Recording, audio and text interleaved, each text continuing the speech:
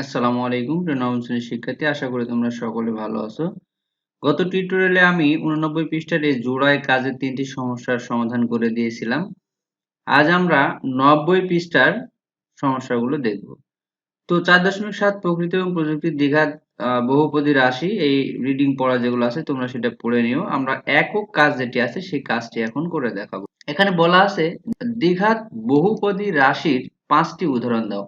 এখানে 5টা উদাহরণ দিতে বলেছে। তোমার উদাহরণ সমূহের জ্যামিতিক আকার উপস্থাপন করো, প্রকৃতি এবং প্রযুক্তিতে কোথায় দেখতে পাও তাও লিখতে হবে। তাহলে আমরা এটি প্রথমে কি করব, 5টি সমীকরণ লিখে সেগুলা দেখাবো। চলো দেখে আসি। দেখো, একক কাজের নিচে যে 5টি দ্বিঘাত বহুপদী রাশি লিখতে বলেছিল, আমি এখানে সেই রাশি 5টি লিখেছি। প্রথমটা লিখেছি x স্কয়ার মাইনাস 5, দ্বিতীয়টা minus x square plus 5, তৃতীয়টা x square minus 4x, চতুর্থটা শুধু x স্কয়ার, আর পঞ্চমটা লিখেছি x square plus 4x plus 1। এটি হচ্ছে 5টি রাশি লিখতে বলেছে সেটি। তাহলে এখন আমরা একটা একটি করে সমাধান করি। প্রথম নাম্বারটা দেখো, x স্কয়ার মাইনাস 5। তাহলে ধরি y equal x square minus 5। এখন x এর ভিন্ন ভিন্ন মানের জন্য y এর যে মানগুলা পাই সে মানগুলা দ্বারা আমরা একটা নিচে ছক তৈরি করেছি।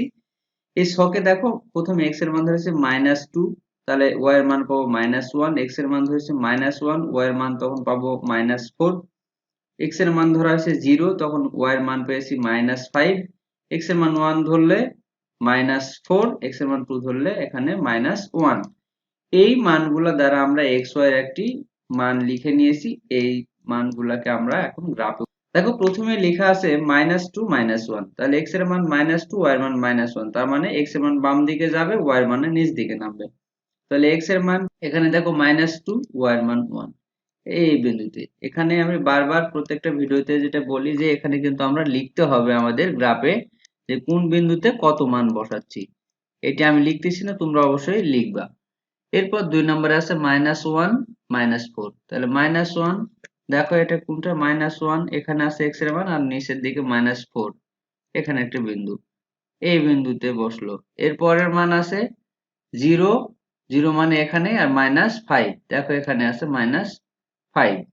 এরপর 1 ডান দিকে 1 -4, আবার উপর দিকে উঠে চলে আসলো -4, 2 -1 দেখো 2 -1 এখানে। তাহলে এখানে বিন্দুগুলো যদি আমরা মুক্ত হস্তে পর পর যোগ করি তাহলে দেখো কি পাবো, এইখান থেকে শুরু করে এই দিক দিয়ে যে এখান দিয়ে এই বিন্দু দিয়ে উঠে যাবে। তার মানে এখানে আমরা একটা ইউ আকৃতির শেপ পাইলাম। এখন আমরা দেখবো 2 নম্বরের সমীকরণ। দেখো -x² + 5। ঠিক একইভাবে আমরা x এর বিভিন্ন মান নিয়ে y এর মান বের করেছি এবং এখানে সাজিয়ে নিয়েছি। এই মানগুলো আমরা এখানে গ্রাফে বসাবো। -2 1, x এর মান -2, এখানে 1 বসলে দেখো উপরে বসবে। এরপর -1 4, এদিক দিয়ে চলে গেল দেখো 4 এ। এরপর হচ্ছে 0 5, 0 5 এখানে বসবে, x এর মান 0 আর উপরে 5, 1 4, 1 মানে ডান পাশে 1 4, এই যে দেখো নিচের দিকে নামলো আবার। এরপর হচ্ছে 2 1, এখানে x এর মান 2 1 বলতে এটা বুঝাবে। এখন যদি আমরা পরপর বিন্দুগুলো যোগ করি তাহলে দেখো এখানে মুক্ত হস্তে যোগ করলে এরকম একটি রেখা আমরা পাবো।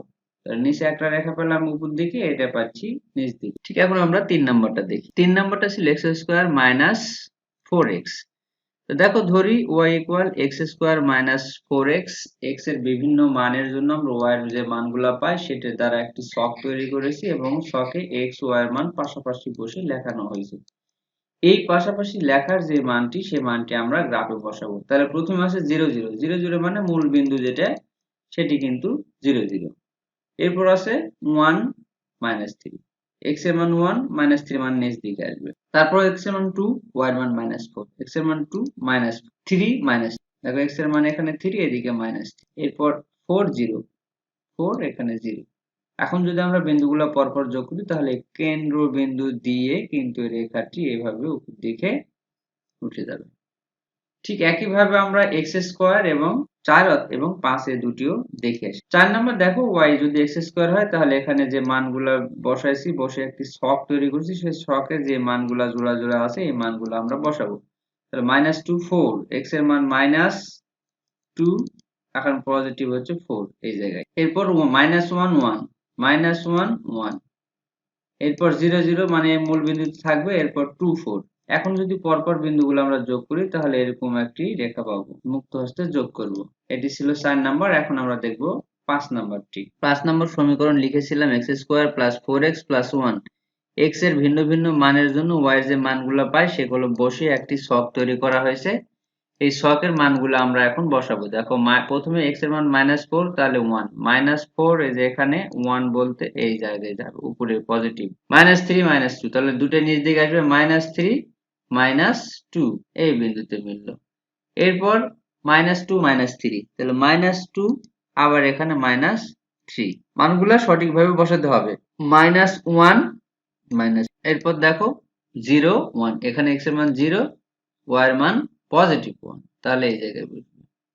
এখন এই বিন্দুগুলো যদি আমরা পরপর লাইন মুক্ত হস্তে সুন্দর করে যোগ করি তাহলে এরকম আকৃতির একটি রেখা আমরা পাবো। তাহলে এখানে আমরা যে 4টি রেখায় কিন্তু দেখলাম। তো শিক্ষার্থী, এখন আমাদের এই রেখাগুলো, এই কাজগুলো আমাদের কিন্তু বৈজ্ঞানিক যন্ত্রের মাধ্যমেও একইভাবে পরীক্ষা করে দেখতে পারি। তো প্রিয় শিক্ষার্থীরা, আমরা এই একক কাজের 5টি সমীকরণের সমাধানগুলো দেখলাম। সামনের টিউটোরিয়ালে আমি এই 4.8 ত্রিঘাত বহুপদী রাশির গ্রাফ এখান থেকে আলোচনা করব। সেই পর্যন্ত সবাই ভালো থাকো, সুস্থ থাকো। আর যারা চ্যানেলটি সাবস্ক্রাইব করেন, অবশ্যই চ্যানেলটি সাবস্ক্রাইব করে বেল আইকন প্রেস করে পাশে থাকবে। আর যারা আগের ভিডিও দেখোনি তারা আমার চ্যানেলে যে প্লেলিস্ট থেকে তোমরা ভিডিওগুলো সব দেখে আসবে। ধন্যবাদ।